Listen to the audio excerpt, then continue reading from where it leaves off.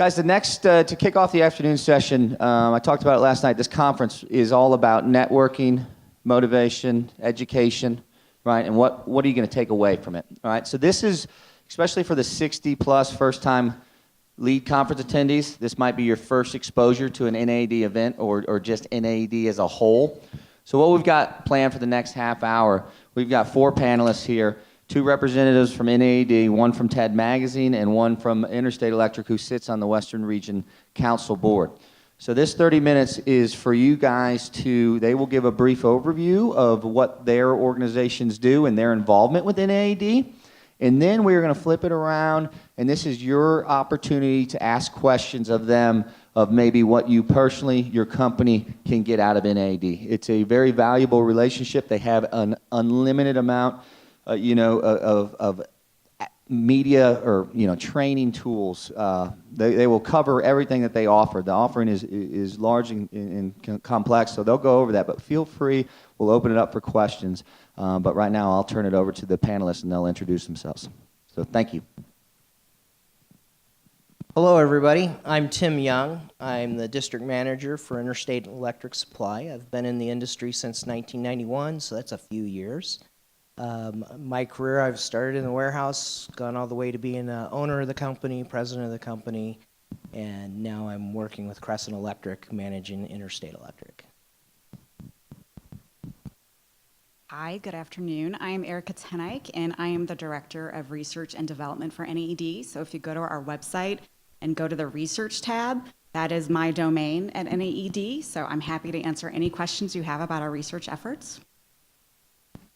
Research guru is what we call her. Brian Peters with NAED, joined the association in 2008. Primarily worked a lot with our Eastern Region Council that makes up our Eastern Region.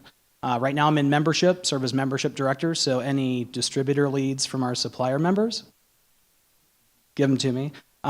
Distributors, likewise, any manufacturer suppliers. We get about 20 to 30 new members every year, so you guys are the lifeblood of the association, so happy to be here. This is your 30 minutes to ask us questions about the association. Prior to, I was in banking and finance, so I enjoy this is a great people industry and enjoy what I'm doing. So thank you guys for being here. And I'm Scott Kosta. We met last night. At least I tried to meet as many of you as possible. If I haven't met you yet, come up to me and say hi, and we'll spend 5 or 10 minutes together. I'm the publisher at TED Magazine, and TEDmag.com, and TED TV, and Lighted, and what else am I missing? I think that's it, right? A lot. Yeah, so we are the publication, kind of the the mouthpiece for not only NAED, but this entire trade association to try and get news and information that is important to all of you out, not just monthly in the magazine, but daily on our websites and our newsletters that we deliver to your email inboxes. So I think we provide a vital piece of information for you guys about what's happening throughout our supply chain. So a little background on NAED. Staff-wise, we have about 38, 39 staffers. We're all headquartered in St. Louis, Missouri. For the longest time, we were founded in 1908. Back then, it was the National Jobbers Association. It's really cool. You look at the old pictures in our office in St. Louis, and you see the horse-drawn buggy carriages and the electrical distributors, name stamped on the side, but a rich history. So we were founded historically for the independent wholesale distributor. That's really our focus. Our mission and vision is really geared to offering our wholesale distributor members resources, information, trend information, what the future might look like. So that's really, at the end of the day, really what we focus on, and really drives a lot of our programming, a lot of our resources, and a lot of our education and training. From a national perspective, a lot of associations have chapters throughout the U.S. We do not. We're all based in St. Louis. We rely on the Tim Youngs, what we call market area representatives. So each region, whether it's the Western region, the South Central, more of the Midwest, or the Eastern, is made up, they give their time and talent to us. So each region's made up of about 20, 24 distributor market area representatives. So they're really the feet on the street, issues that we need to look at from an association standpoint, issues that they're seeing in their marketplace. We rely a lot on our market area representatives. So they just had their standalone meeting a couple days ago. They usually meet about twice a year. So really, I mean, this group here, what excites me, 5, 10, 15, you guys are going to be the future leaders to give back to us at some point. So I really challenge, the 60 new first-time attendees, those that have been here before. You're going to be our future board of directors, our future council members. That's what excites me at the end of the day. So.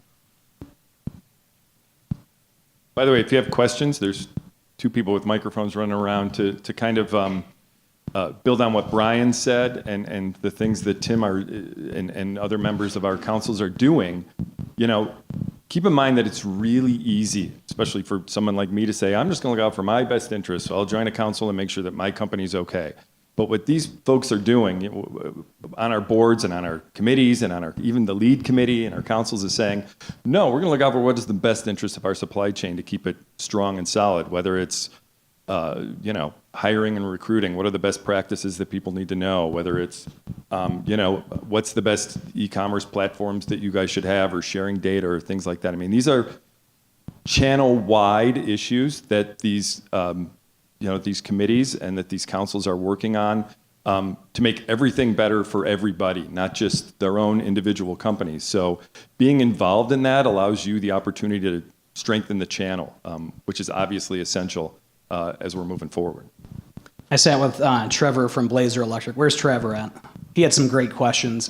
Some of the questions that he posed at lunch, just from a demographic standpoint and background on NAED, we have about 400 plus main house distributor members. So these are small, single, independent location distributors, medium-sized to on up to the larger national type distributors. So we have when you look at the pie chart on who our distributor members are, it's across the board. So we really do have a nice mix of different size type distributor companies. The 400 main house, so main house is like a headquarters. So that equates to about 5,900, 6,000 branches all throughout the US. So distributor footprint is huge. On the supplier side, any suppliers and manufacturers in the audience, we have about 290-ish supplier members of the association. So for the longest time, we were based in Connecticut. We moved to St. Louis, Missouri about 18, 19 years ago. But that's a rough footprint of who our members are. So. Matt Tietz here with Rab Lighting. I've got a question for Scott about TED Magazine. Scott, where does most of the content come from, and how do you sift through it and select what you want to publish?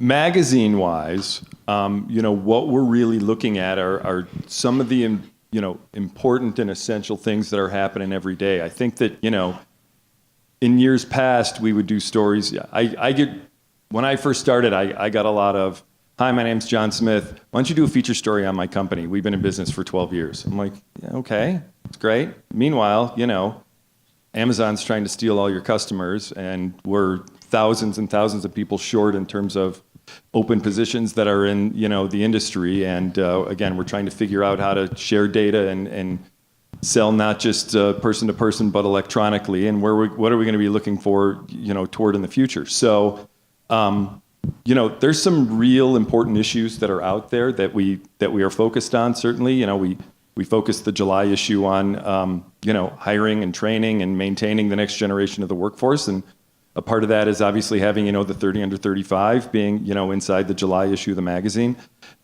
So we've really kind of pushed away from what I delicately want to call fluff, and really gotten into deeper digs of what are the best practices that are helping people prepare for the future.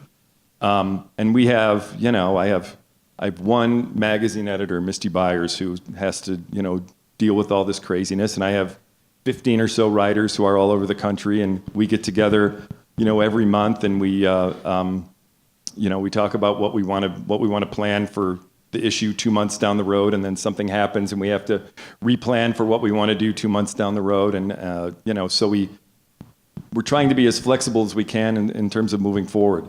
On the flip side to that is, and Nikki Herron is in, I jokingly call her, she's here now. If you look in the back of the room, that's the world headquarters of tedmag.com. Today, Right. And we use that like your daily newspaper. News that happens today, we post today because it might be worthless to you tomorrow or next week. And so we get press releases, we pay attention to, we subscribe to the major news feeds, whether it's AP, we pay attention to Reuters and Bloomberg, and we pay attention to earnings reports and mergers and acquisitions and, things that are happening. And we report on those things every day for you so you know what's happening in the channel every day. And then we take that stuff and we have a team, again, of 4 or 5 writers online, and we analyze that. We have them, they're real journalists. They're not experts in the field that are giving you their opinions. They find the real experts and interview them. We use some of the best folks in the country when it comes to, being our experts or the people we go to.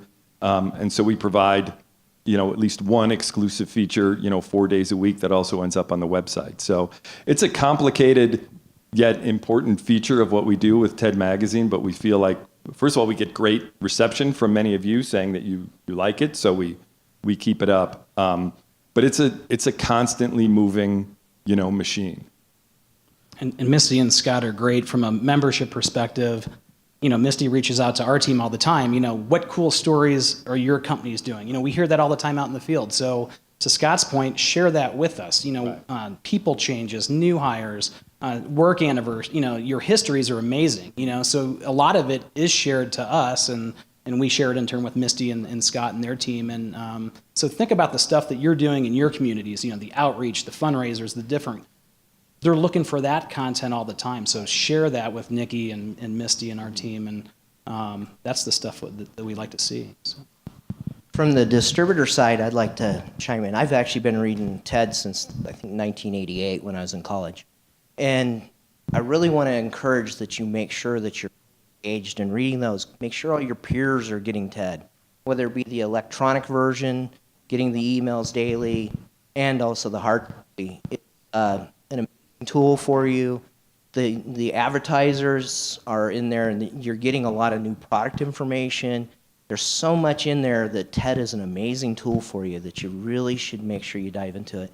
And on the research side, all those articles that they're talking about, you may get a survey that asking you about, hey, we're doing this or that. If they're surveying you, please take the time to fill that out. It's so much, we get so much more out of the industry, more accurate data if you're able to do those for us. And Could we take a quick poll of the audience? Who's currently reading TED Magazine or actively reading it? Maybe about half? My best day ever. A little over half? Awesome. Any questions from the group? This is your association. I've got one up here. Okay. Can you guys just kind of point out some of the niche conferences, boot camps for some of the first timers, or even I've never been to a boot camp, but I'm looking at them now. So kind of describe what those entail, and Tim, if you've taken part in some or sent people, what has been your experience in those? For the boot camps, I have not attended one of them. This is actually my first lead, and this is amazing, by the way. Boot camp has a lot of great potential for your people that are, but whether the branch manager boot camp or sales. I see them as a great tool to get people more engaged, just like this, but get them better information and better tools to do their job as they move into that. And so, yeah, we call, the lead conference, what we're doing, we call that our niche conference. So a lot of the niche meetings take place over the summer months, June, July, August. We do a couple different market area meetings during the summer. So that, Adventure is our marketing conference. That typically takes place up in Chicago, August type time frame. So any marketing individuals in the audience, that's really the one to have under your radar. Women in Industry we just had last month. The Women in Industry group does a boot camp throughout the year as well. So a lot of the boot camps take place on a quarterly basis. They'll rotate throughout the U.S. We might go west, we might go more in the Midwest. So the boot camps are shorter. They're typically a day, day and a half. So you're not out of the office for a 3 or 4 day period. And we sell out. I mean, the boot camps, when you see them online, when they go live for registration, they sell out fast. From a numbers perspective, the boot camps, we usually cap them to about 30 or 40 attendees. We want it to be a lot smaller, intimate sharing best practices. A lot of networking goes on, and so we want to keep them a little bit smaller from that perspective. But we historically, over the past year or so, we've been doing a couple different tracks. So we will, this year we've had a warehouse and operational track. So when you're looking at the content or the agenda, just make sure you're kind of looking at the right one. And then the sales boot camps, the individual, Jeff McGee, who we're using tomorrow, he's going to touch more on leadership, but Jeff's been doing our sales boot camps throughout the year as well. So. And there's a handout here, kind of a thin plastic thing that has a list of all of them. The important part is this, that Ron is holding it up and back, waving it around if you want to grab one. The important part is this, there's a boot camp or a forum or a niche conference for just about every position you have at every company. Sales, HR, IT, marketing, warehouse, I mean, I can go on and on. So, I mean, there's, what's that? HR and training. HR and training. I mean, so there is something to learn from NAED, which is, again, kind of amazing to me that there's 39 or so people that work at NAED and we're able to create and put on all these, all these meetings and event, plus the things that we do on a daily basis for the entire association. But I'm telling you, there's something for everybody.